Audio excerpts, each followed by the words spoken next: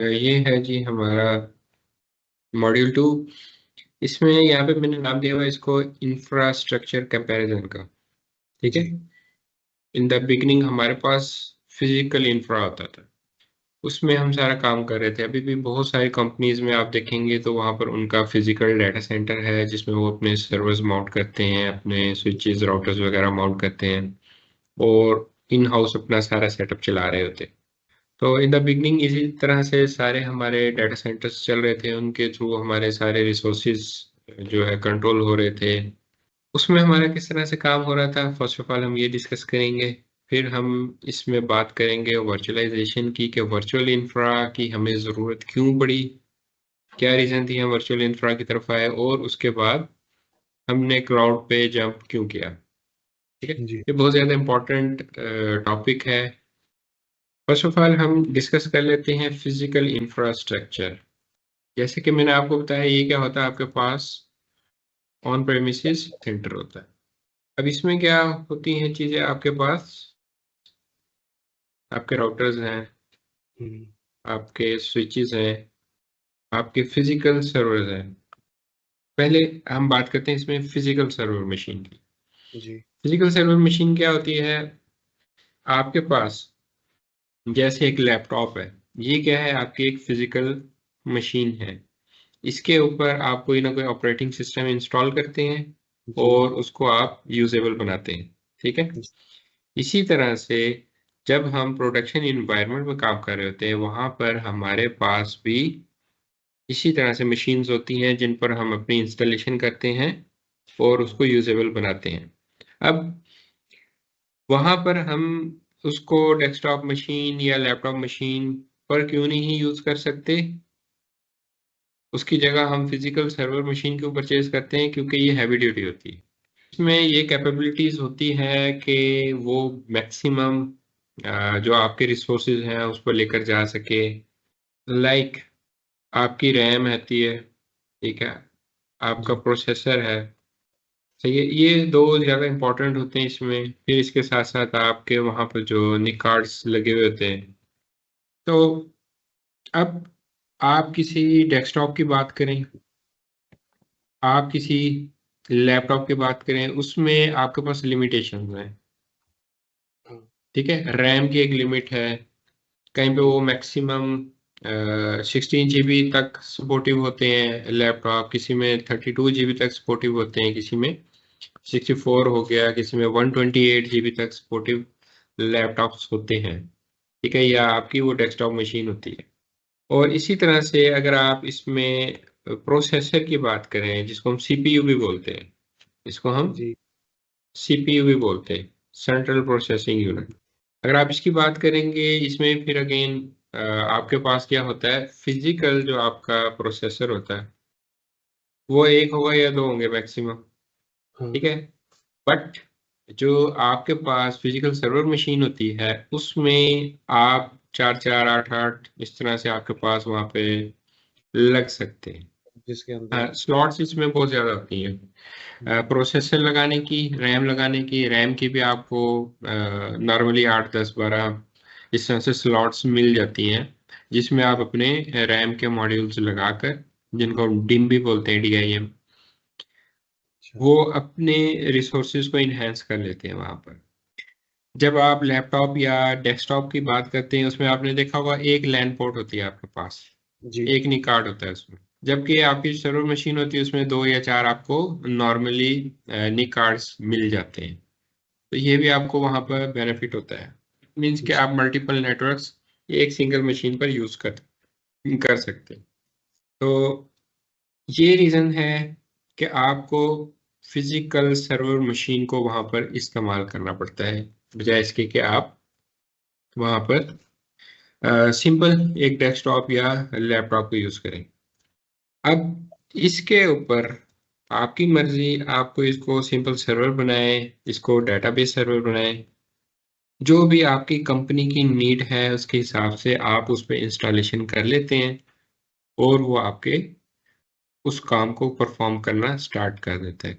Normal server जो है, just like your operating system, आपने उस पर एक सिंगल विंडोज इंस्टॉल की और उसको यूज करना शुरू कर दिया है। अब जी। लेट्स से आपने इस पे कोई अपने डॉक्यूमेंट फाइल बनानी है, कोई एक्सेल की फाइल बनानी है, उसके लिए आप क्या करेंगे? उसके लिए हम इस पर क्या करेंगे, एक MS ऑफिस इंस्टॉल कर लेंगे।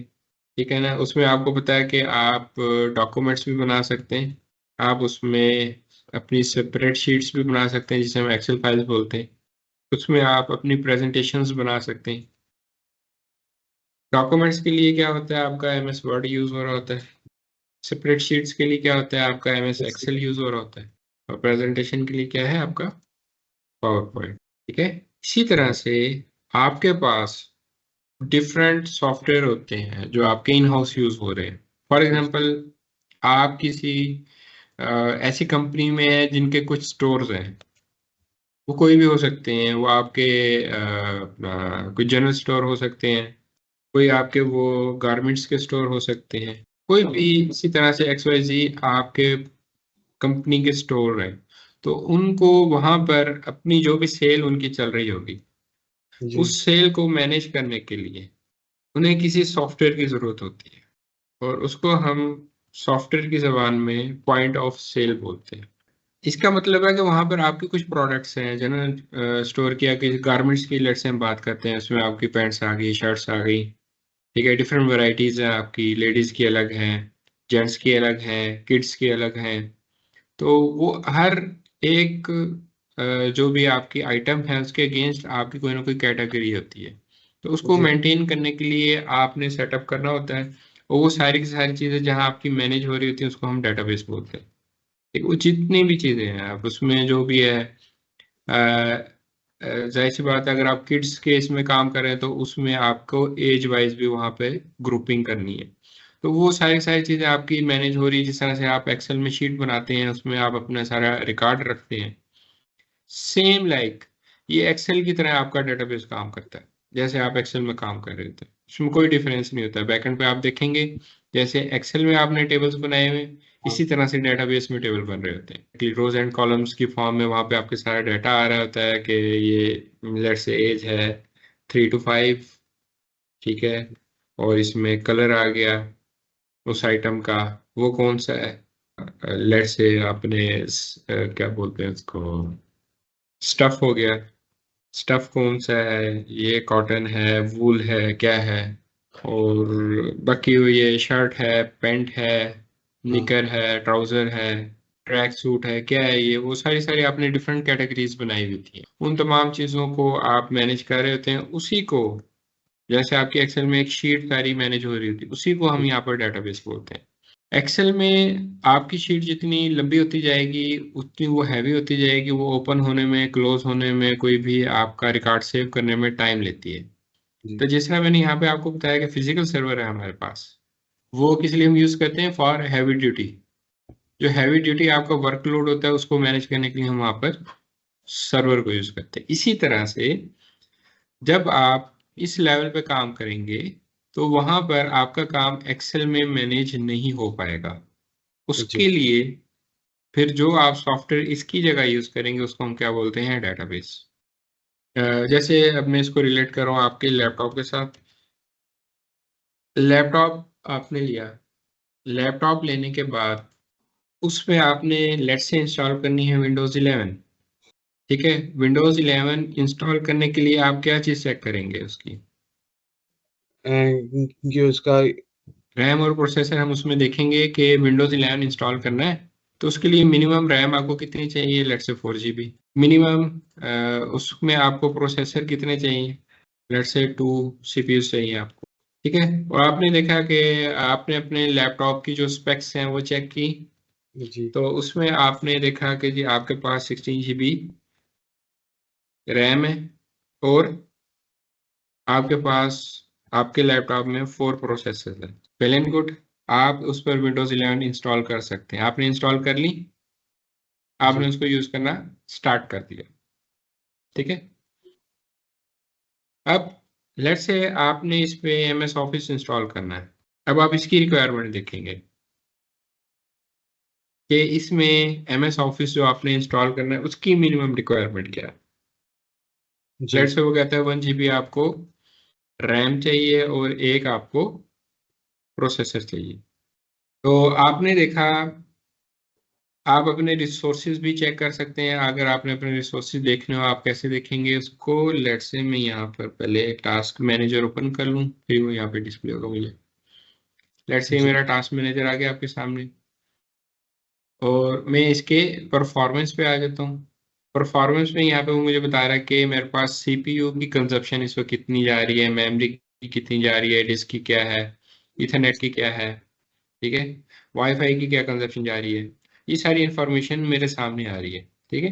यहाँ पे हाँ वो मुझे बता रहा है कि यूटिलाइजेशन कितनी है, यूटिलाइजेशन कितनी इस वक्त चल रही है इसमें, टोटल मेरे पास प्रोसेसेस कितने हैं, यहाँ पे वो मुझे दिखा रहा है 4 है।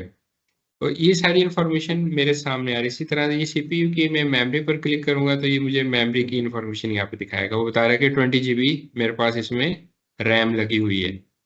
20 GB में से इसमें मेरी इन यूज कितनी है? 9.5 GB।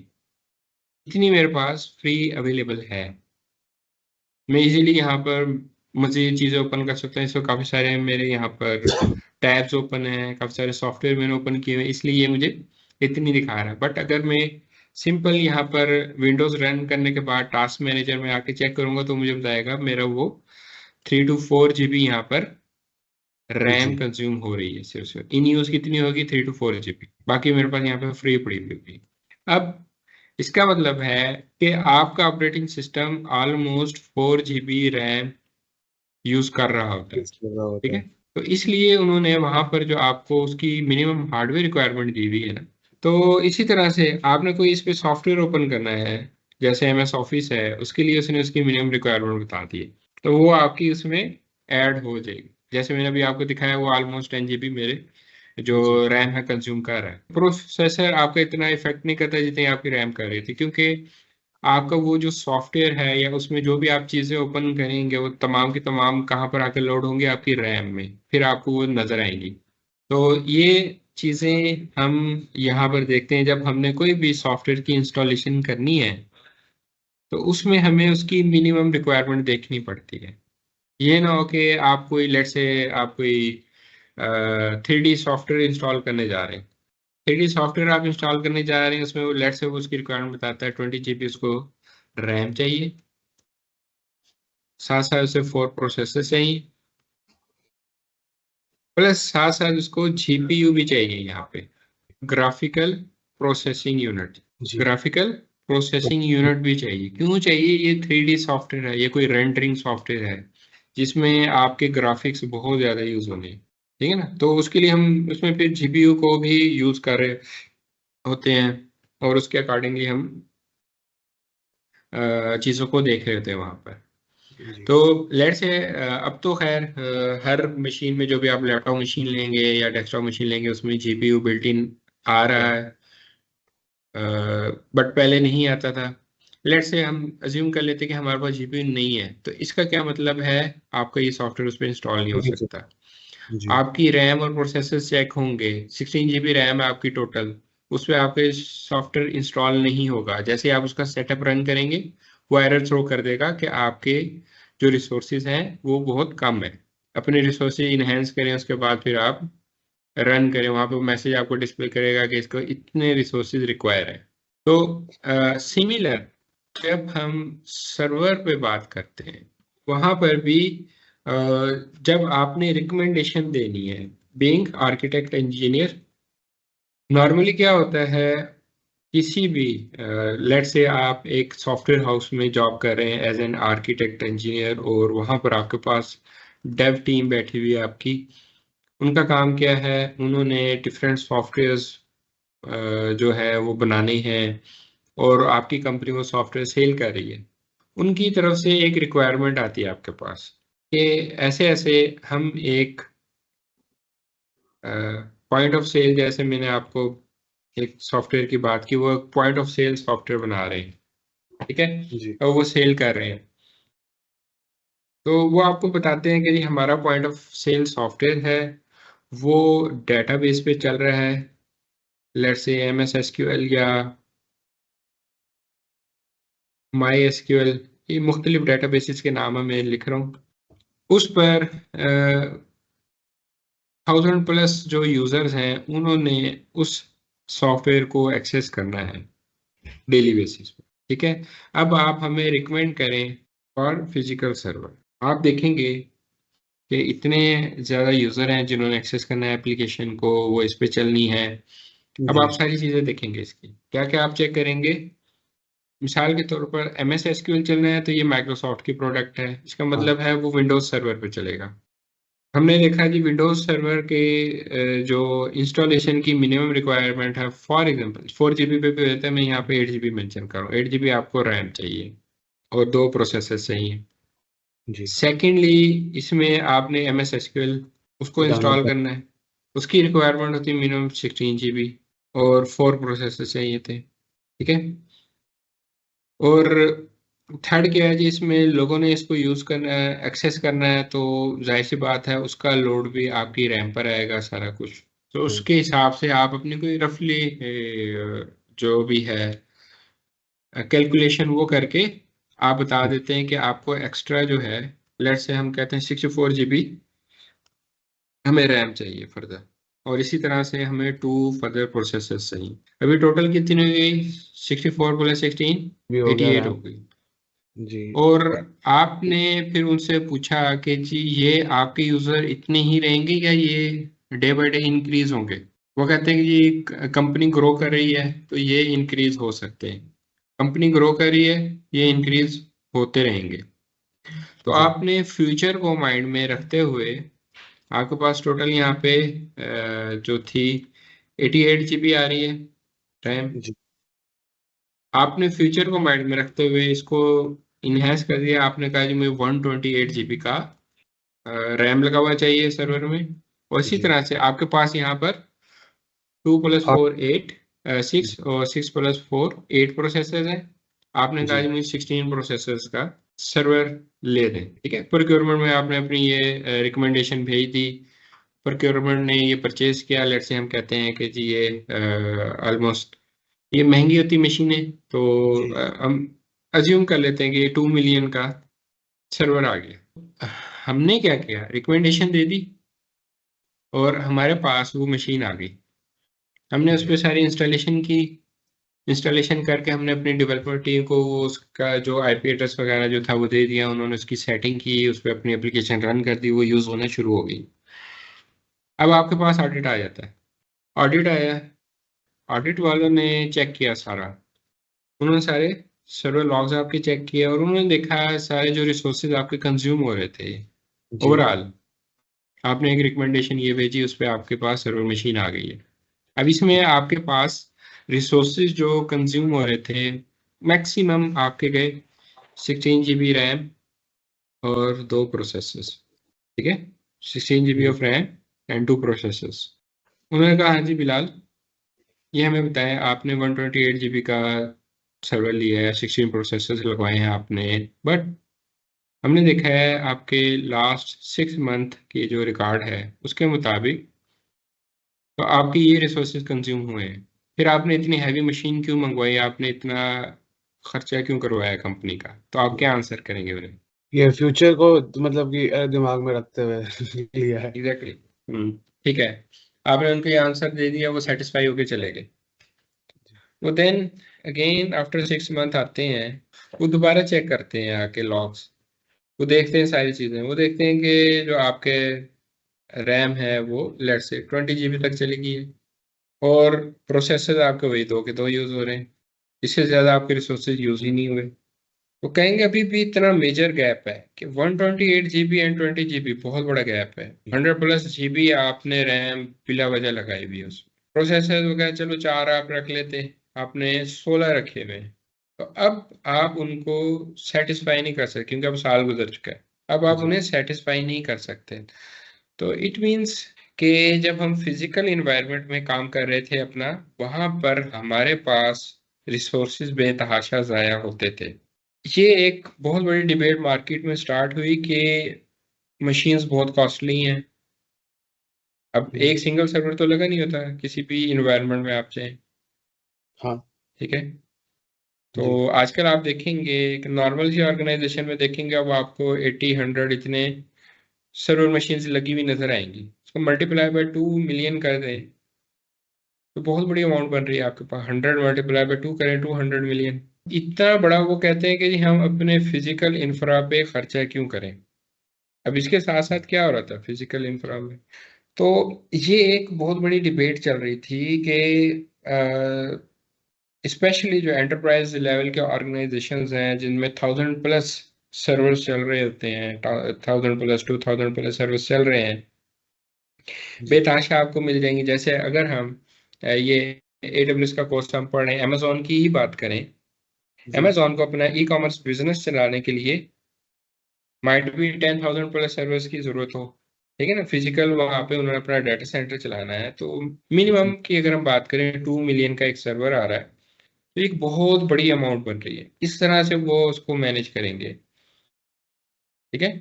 उन्होंने फिर यहाँ पर इंट्रोड्यूस करवाया वर्चुअलाइजेशन को, कि एक ही टाइम में आपके पास एक ही फिजिकल हार्डवेयर पे मल्टीपल सर्वर्स चल सके, ठीक है। डिफरेंट सर्वर्स हैं आपके पास जो कि आपके जी वहां पर चल रहे होते हैं, ठीक है ना। तो ये चीज वो मार्केट में लेकर आए वर्चुअलाइजेशन को। वर्चुअलाइजेशन जी को अगर आप देखें, आपके पास अब इतनी है, तो और हमने ये देखा कि हमारे ये काम कितने में हो रहा है, 20 GB 20 GB। लेट से। तो 2 जी प्रोसेसर्स आपको चाहिए, तो आप क्या कर सकते हैं, इसी एक फिजिकल मशीन के ऊपर मल्टीपल अपने चलाते हैं। लेट से आपने एक अपना POS चलाया, और उसको जी लेट से आपने 20 की बजाय 24 GB रैम दे दी, 2 की बजाय आपने 4 प्रोसेसर दे दिए। अब आपके पास अगेन 104 GB रैम पड़ी है, और 12 प्रोसेसर्स मौजूद हैं। आप इसमें अब मल्टीपल अपने सर्वर्स बना सकते हैं, आप कोई अपना वेब सर्वर बना दें, चाहिए लेट से 16 GB आपके पास इनफ है उसके लिए, और आपके लिए 2 GB इसमें सॉरी 2 प्रोसेसर्स काफ़ी हैं।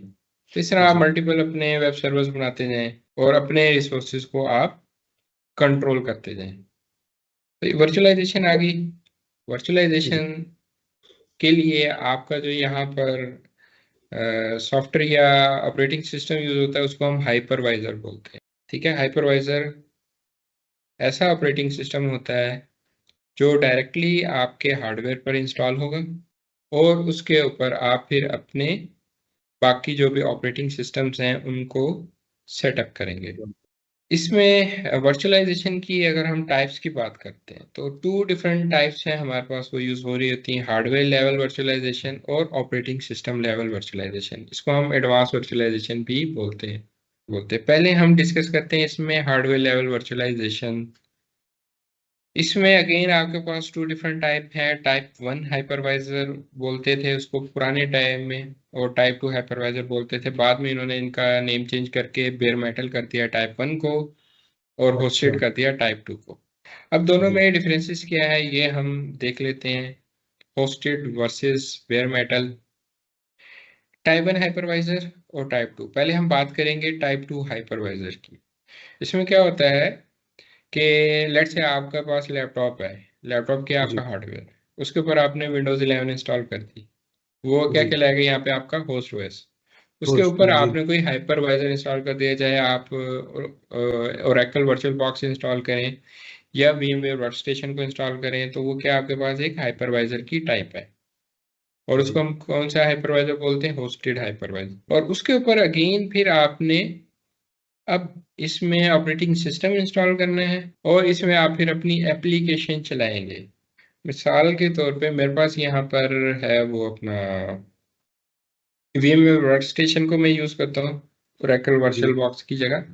कि ये जो मैंने अभी सारी लेयर्स आपको दिखाई हैं वो एक्चुअल में यहाँ पर किस तरह से होती है। लेट्स से यहाँ पर आप देख रहे हैं, मैंने 3 डिफरेंट ऑपरेटिंग सिस्टम्स यहाँ पर इंस्टॉल किए हुए हैं। जी एक AR 2022 है, एक ये 2025 है, एक कोर है। इन ये अभी सारी ऑफ है मशीन्स मेरी। इसमें अगर जी आप आए हैं तो ये देखें, ये जो मैंने इसमें रिसोर्सेज सेटअप किए हुए हैं, 2 GB रैम, 2 प्रोसेसर्स, 60 GB मैंने उसमें उसको हार्ड हार्ड डिस्क। दी हुई है। इस तरह से कोर में आए तो कोर में मैंने 2 GB और 2 प्रोसेसर्स दिए हुए हैं। तो क्या होगा, अब पहली लेयर आ गई आपके हार्डवेयर की, आपकी इस मशीन की लेयर आ गई। जी, सेकंड इस पे ऑपरेटिंग सिस्टम की आ गई लेयर। थर्ड जी, लेयर आ गई आपकी इस हाइपरवाइजर की, जो मैंने यहाँ पे इंस्टॉल किया है VMware वर्कस्टेशन।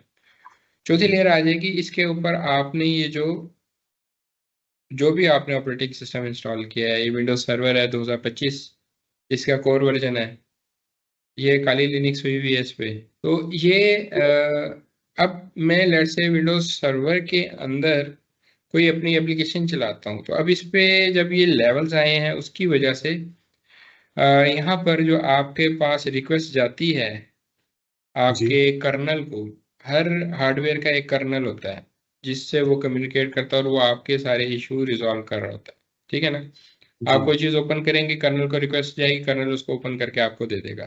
तो जी, ये जब आपकी वो रिक्वेस्ट जाएगी तो वो पहले क्या होगी, जो आपकी इसके अंदर एप्लीकेशन है वो रिक्वेस्ट भेजेगा आपके इस ऑपरेटिंग सिस्टम को, ये भेजेगा आपके इस हाइपरवाइजर को। वो आपकी एप्लीकेशन की रिक्वेस्ट इस पर आई है, वो भेज रहा है अब रिक्वेस्ट इस पर, हाइपरवाइजर जाएगा आपके ऑपरेटिंग सिस्टम पर जो इस पर आपने विंडोज 11 की हुई, वो फिर आपके इस हार्डवेयर को बोलेगा, तो वो आपकी बात सुनी जाएगी। तो जी, इसलिए अब इसको ये जो 5 स्टेप्स करके यहाँ पे आना पड़ा है, तो उस वजह से क्या है, आपके पास टाइम ज़्यादा लगेगा, डिले आएगा, आपकी एप्लीकेशन बहुत स्लो काम करेगी। स्टार्ट में उन्होंने ये इंट्रोड्यूस करवाया था टाइप 2 हाइपरवाइजर, जिसको हम होस्टेड हाइपरवाइजर बोलते हैं। तो जी, बट रिस्पांस बहुत स्लो था, इसलिए इसको इतनी प्रेफरेंस नहीं मिली मार्केट में। बस जी, लोगों ने इसको टेस्टिंग एनवायरनमेंट के लिए यूज़ करना स्टार्ट किया। तो फिर इन्हें मजबूरन बेयर मेटल हाइपरवाइजर यहाँ पर लेकर आना पड़ा। और जी, उसका क्या बेनिफिट था, आप डायरेक्टली हाइपरवाइजर को अपने हार्डवेयर पे इंस्टॉल करते हैं, जैसे आपने विंडोज़ को इंस्टॉल किया और उसको यूज़ करना शुरू कर दिया, इसी तरह जी, से इनका जो ऑपरेटिंग सिस्टम है जिसको हम हाइपरवाइजर बोलते हैं वो आप इस पे इंस्टॉल करते हैं, और उसके जी, ऊपर आपकी फिर ये मशीन्स इंस्टॉल होती हैं सारी की सारी, और आपकी एप्लीकेशन इंस्टॉल हो गई। तो यहाँ पर आपका जो काम था काफ़ी फास्ट हो गया था। अब अगेन अगर हम इसमें गौर से देखें, तो आपको ऑपरेटिंग सिस्टम तो इंस्टॉल करने पड़ रहे हैं बार बार। आपने 4 मुख्तलिफ अपनी एप्लीकेशंस चलानी है, तो 4 आपके यहाँ पे गेस्ट ऑपरेटिंग सिस्टम्स होंगे। आपने 10 चलानी है तो 10 होंगे, ठीक है। आपके जो हार्डवेयर के जो यहाँ पर यूजेज है वो तो आप ले आए। मिसाल के तौर पे हमारे एक सर्वर पे 4 इस्तेमाल हो गए हैं, आपके सारे जो सीपीयूज हैं वो यूज हो गए हैं, अब आपको क्या करना पड़ा है, एक नया सर्वर परचेज करना पड़ रहा है, ठीक है ना। आप इट्स एबल तो हो गए कि 4 सर्वर्स का काम एक से ले रहे हैं या 10 सर्वर का काम एक सर्वर से ले रहे हैं, बट अगेन आपको मल्टीपल सर्वर्स यहाँ पर परचेज करने पड़ रहे हैं। लाइसेंस कॉस्ट है, आपको यहाँ पे एक्सपर्ट्स भी चाहिए। उन्होंने कहा कि जी मैं ये काम भी करूँ, मैं अपने यहाँ पर जो मैं भी सर्वर ऑपरेटिंग सिस्टम यूज़ कर रहा हूँ, चाहे वो लिनक्स का है या माइक्रोसॉफ्ट का है, उसके लाइसेंस भी मैं पे करूँ, मैं यहाँ पर हाइपरवाइजर का लाइसेंस भी पे करूँ। तो उन्होंने कहा कि हमारे जो कैपेक्स से वो कम होने की बजाय मजीद बढ़ गए। आपको एक्सपर्ट्स की वहाँ पे ज़रूरत नहीं थी। फॉर एग्जांपल आपको एक सिस्टम का एक्सपर्ट चाहिए, एक नेटवर्क का चाहिए, आपका इंफ्रा प्रॉपरली वहाँ पे काम कर लेता था, बट अब आपको मल्टीपल एक्सपर्ट चाहिए हैं वर्चुअलाइजेशन के। तो उन्होंने कहा कि अब ये तो हमारे सारे काम बढ़ गए हैं, हम इन चीज़ों की यहाँ पे कॉस्ट क्यों पे करें, हम यहाँ पर ये क्यों इंस्टॉल करें और इसके ऊपर ही अपनी एप्लीकेशन क्यों चलाएं। उसके लिए फिर कॉन्सेप्ट आया था मार्केट में एडवांस वर्चुअलाइजेशन, और इसको पहले हम ओएस लेवल वर्चुअलाइजेशन बोलते थे। और इस पे फिर काम स्टार्ट करना शुरू हुआ है, जिसमें आपने कंटेनराइजेशन को सुना हुआ है, या हम इसको ऑर्केस्ट्रेशन भी बोलते हैं। ये चीज़ तब मार्केट में आई जब यहाँ पर बहुत ज़्यादा बहस स्टार्ट हुई।